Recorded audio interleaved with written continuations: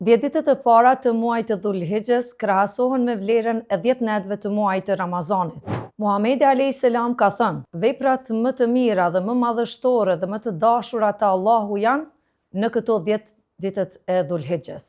Ajka këtyre 10 ditëve të Dhul-Hijhes është dita e Arafatit, domethënë nata e Kurban Bajramit. Natë e cila nënshtrohet e keqja, krenohet Zoti me pelegrinerët e haxhit dhe me lutësit kudo nëpër botë. Natë në të cilën u plotësua fjala dhe feja e Zotit xhaleshanuhu.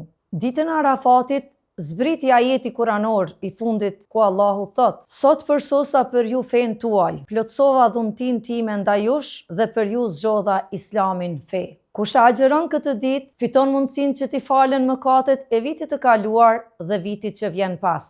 Bëhu vigjilent, mos e lsho këtë mundësi. Shfrytëzoj këto 10 ditë duke i përmendur fjalët La ilaha illallah, Allahu Ekber, Elhamdulillah. Me pak mund, fito shumë shpërblime. Adhuro sot që të mëshirohesh nesër.